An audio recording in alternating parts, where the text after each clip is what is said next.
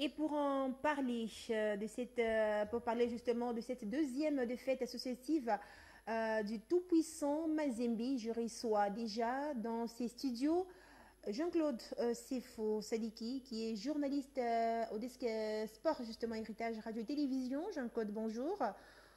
En ligne à foot, le TP Mazembe perd difficilement, surtout à Kamalondo. Dites-nous qu'est-ce qui se passe aujourd'hui. Ce qui se passe, c'est que le TP perd des matchs d'affilée. Et pour la petite histoire, depuis l'ouverture officielle du stade TP Mazembe en 2012, c'est pour la première fois que cette équipe-là perd des défaites d'affilée et surtout en Ligue nationale de football.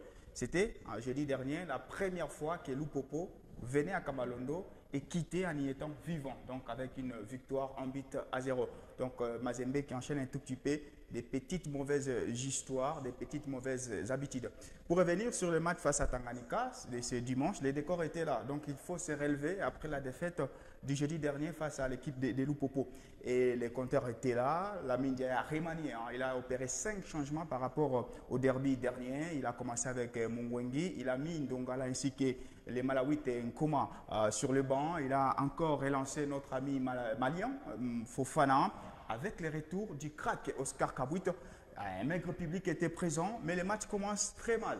Le TP Mazembe encaisse déjà dans les 15 premières minutes le but de Tanganyika sur une mésentente entre les deux défenseurs, le latéral gauche Luzolo Sita ainsi que les centrales qui est Josué Mungwengi. Il y aura ce réveil d'orgueil du tout-puissant Glover Mazembe avec une très parfaite combinaison, très collective avec Batongala Mouloumé. Vous avez également Atibo Rajabou et puis le crack qui va répondre dans la sphère des réparations.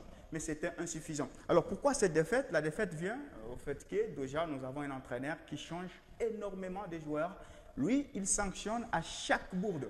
Chaque fois qu'un joueur fait une bourde, le match prochain, le joueur n'est pas sur les bancs. Et aujourd'hui, on est les 12 mai. La saison est censée se terminer le 30 mai. Durant 9 mois, Lamine Ndiaye n'a pas su mettre en place 11 types réguliers. Par 11 types réguliers, on voit les 11 titulaires qui sont reconnus. On sait qu'il y a un match de Mazembe. Vous avez les tels 11 joueurs qui vont jouer. Lamine Ndiaye avec lui, ce n'est pas comme ça. Et puis, qualitativement, cette équipe, depuis le début de la saison, n'avait pas des joueurs qui peuvent être au niveau du tout-puissant Glover Mazembe. Donc, on peut comprendre ces changements un tout petit peu inexpliqués de Lamine Ndiaye. Et donc, c'est tout simplement un échec collectif, un échec aussi individuel de la part de l'entraîneur qui plonge cette équipe du tout-puissant Glover Mazembe à perdre aujourd'hui. Ça fait 3 défaites sur les 6 sorties en play-off de la Ligue nationale de football. Jean-Claude Sefou, est-ce qu'on peut s'attendre à un relèvement très vite? Les grands clubs n'émergent jamais, disent les spécialistes du football, mais sauf qu'il y a quand même des signaux qui montrent que cette saison, ça risque d'être très fatal, très létal pour les tout-puissants Mazembe. Pourquoi? Je venais déjà de le dire que Lamine Ndiaye, les coachs ne disposent pas des... Tu sais, c'est comme un MC, il faut avoir 10 matos ou un DJ, il faut avoir 10 matos pour faire un bon son. Aujourd'hui, Lamine Ndiaye n'a pas ces matos-là. Il a certes des joueurs dans son effectif, mais des joueurs qui n'ont pas le niveau. Déjà, il n'enchaîne même pas les convocations. Aujourd'hui, il a Kabouit, là, il a perdu son crack, le jeune de 19 ans, Bongeli, qui est parti pour la Coupe d'Afrique des Nations de moins de 20 ans. Et donc, il est obligé de faire sans un numéro 9, puisque Kamisoko qui est revenu, il s'est vite blessé après. Il fait, comme le match d'hier face à Tanganyika, il a commencé le match avec une ligne offensive des trois ailiers. Ça veut dire qu'il a Kabouit, il a Fofana ainsi que Moudjaya. Il n'y a pas un F. Il a tenté lors de la phase classique de faire changer un gardien de but qui était Chaibou en numéro 9. Il a marqué subite, mais sauf que c'était face à une faible concurrence. Aujourd'hui, avec la phase des playoffs, il y a des équipes de Kinshasa, comme les Club Motema Pembe, l'FC Aigle du Congo, Ange Vert, ou si vous voulez Vita Club, qui apportent un peu une autre concurrence. Ça fait que le numéro 9 Chaibou se perd et on ne peut pas gagner un match de football quand on doute défensivement comme il le fait, quand on n'a pas un bon milieu et surtout quand on n'a pas un numéro 9. Donc, le réveil peut être possible puisque la grandeur peut faire en sorte que l'équipe puisse se réveiller. Mais je crois qu'il y a tellement beaucoup de contentieux qui font que cette équipe du TP peut connaître une saison cauchemardesque. Et qui peut-on craindre justement au cas où la situation resterait intacte? Est-ce possible que le TP Mazembe ne joue pas les compétitions africaines? Ce n'est pas pour ne pas encore alerter. Pour ne pas alerter, il faut rappeler que nous connaissons notre pays. On a connu les 2 dernières saisons qui ne finissent pas. Donc tout peut arriver, qu'on finisse la manche aller de cette phase de playoffs et que la manche retour ne se joue pas, vu le contexte sécuritaire. Déjà, on joue ces playoffs sous urgence. Ça veut dire que ça se joue sur des zones. à Lubumbashi et à Kinshasa. Voilà pourquoi vous pouvez voir les équipes comme Tanganyika, comme Simba de Kolwezi, comme Sangabalende ne jouent pas dans leur base naturelle. Ils ont demandé soit à Lubumbashi, soit à Kinshasa.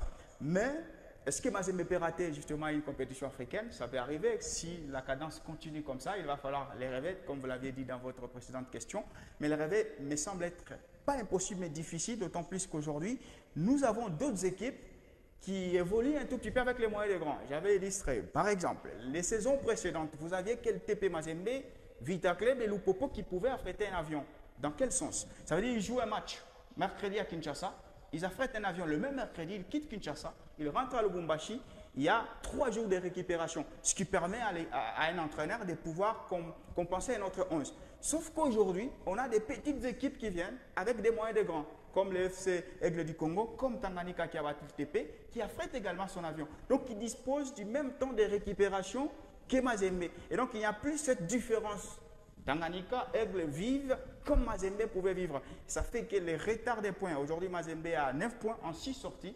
Vous avez déjà Mané Magnon qui a 15 points. Ça fait que ça sera compliqué à cette équipe de pouvoir récupérer son retard. Et d'autant plus, on récupère en retard ce qu'on a un bon gardien, ce qu'on a une bonne défense, quand on a un bon milieu, ce qu'on a une bonne attaque. Là, Mazembe n'a ni un bon gardien parce qu'il est à 7 buts en 6 matchs, n'a une bonne défense parce qu'il change tout le temps, n'a pas un bon milieu et n'a pas un numéro 9. Je ne vois pas comment on récupère en retard quand on n'a rien. Alors, Jean-Claude Foussadiki, nous vous remercions. Nous rappelons que vous êtes journaliste au Desk Sport ici à Héritage Radio et Télévision. Merci. Merci beaucoup.